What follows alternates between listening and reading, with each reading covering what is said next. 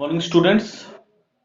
Today in this video we are going to start chapter number 4 of Moments in the Kingdom of Fools. In this chapter we will see how a foolish king and a foolish minister, how they rule their country, and what consequences are faced by the citizen of that kingdom for the decision taken by the king and his ministers. And at last, what consequence the king and the minister has to face on their decision. So let's start this chapter in the kingdom of fool. It is believed that fools are so dangerous that only very wise people can manage them. The story starts with a statement saying that foolish people are very dangerous and very wise people can only manage them. Who are the fools in this story? What happens to them? Let's find out the answer for these questions. In the kingdom of fools, both the king and the minister were idiots. They didn't want to run things like other kings. So they decided to change night into day and day into night. There was a kingdom in which the king and his ministers were a big fool. They didn't want to run their kingdom according to other kings, means as the other kings do. They wanted some different. So they passed a decision and order that night should be changed into day and day should be changed into night. Means the work which are done in daylight should be done in night and what done in night should be done in daytime. They order that everyone should be awake at night, till their fields and run their businesses and only after dark and go to bed as soon as the sun came up. In their order, the king proclaimed that businesses should be done at night, tilling of fields should be done at night, means each and every activity which a person does should be done at night. And when the day comes up, when the morning comes up, each and everybody should go to sleep as they do during night. The people did as they were told for fear of death.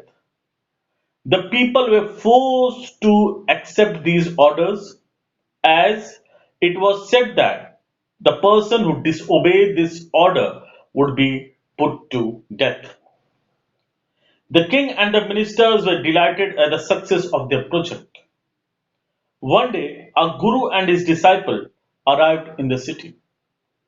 The king and his ministers were very happy as their orders were fulfilled. One day, a saint person arrived with his disciple in the city. It was a beautiful city. It was broad daylight.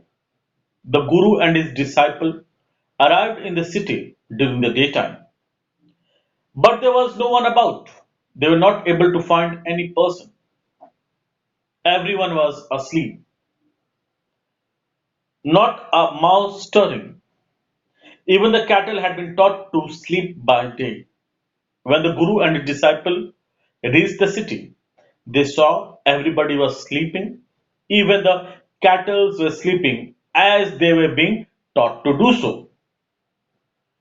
The two strangers were amazed by what they saw around them and wandered around town till evening, when suddenly the whole town woke up and went about its nightly business. The Guru and his disciple roamed here and there. But when they saw that during evening time everybody woke up and started their daily routine, the two men were hungry. Now that the shops were open, they went to buy some groceries. The Guru and his disciples were very hungry, but during daytime, as the shops were closed, they were not able to feed themselves. But at evening time, the shops reopened and they were able to purchase grocery items. To their astonishment, they found that everything cost the same, a single doodoo. Whether they bought a measure of rice or a bunch of bananas, it cost a single doodoo. They are very much surprised that each and every item had a fixed amount of single doodoo. Whether they purchased a single banana or a whole packet of rice, they had to pay a single doodoo. The Guru and his disciple were delighted. They had never heard of anything like this. They could buy all the food they wanted for a rupee. Means, seeing this, the Guru and disciple were very happy because in a very less amount they were able to buy much groceries as they wanted or desired. When they had cooked and eaten, the Guru realized that this was a kingdom of fools and it wouldn't be good idea for them to stay there. When they cooked their food and ate it, it was that time the Guru realized that this kingdom was not the place for staying. This is no place for us. Let's go, he said to his disciple. But the disciple didn't want to leave the place. As the Guru said, this place was not suitable for us and we should leave.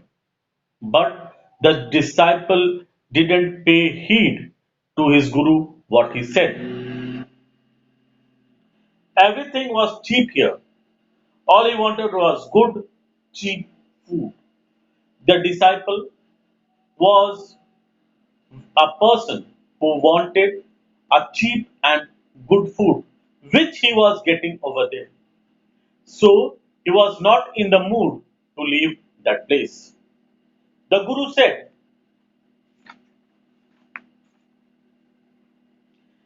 they are all fools.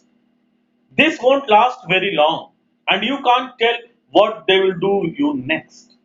The Guru advised his disciple that over here the kings and his ministers are big fool, and what would be their next step? They can't say that. But the disciple wouldn't listen to his guru's wisdom. But the disciple was not ready to listen to his guru. He wanted to stay. The guru finally gave up and said, do what you want. I am going. And he left. The guru said to his disciple that if he wanted to stay here, he can stay. But the guru left the place. The disciple stayed on, ate his fill every day, bananas and ghee and rice and wheat, and grew fat like a street side sacred bull. When the Guru went away, the disciple enjoyed his living over there. He ate everything and he became like a sacred bull which roams on a street. One bright day, a thief broke into a rich merchant house. Over here, bright day means night over there because there was a change in time as we have read earlier. Night becomes day and day becomes night. So the thief used to do their work during daytime. He had made a hole in the wall and sneaked in, and as he was carrying out his loot, the wall of the old house collapsed on his head and killed him on the spot. The thief broke into the house of a rich merchant. as he was returning back with his loot. Suddenly, the wall fell on him and killed him on the spot through which he had entered the rich merchant's house. His brother ran to the king and complained, "Your Highness, when my brother was pursuing his ancient trade, a wall fell on him and killed him. This merchant is to be blamed."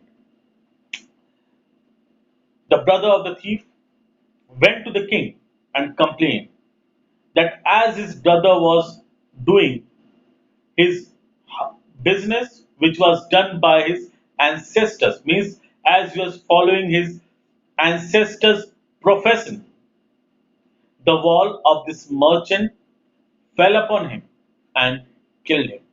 So this merchant was to be blamed for this death.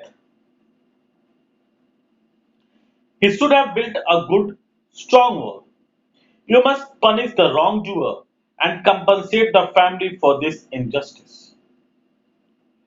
The thief's brother demanded that the wrongdoer or the guilty person should be punished, which according to him was the merchant, because, as he said, he should have built a strong and good wall. He also demanded a compensation from the king for his brother's death. Today, let's stop till here. In the next video, we'll proceed further. Thank you.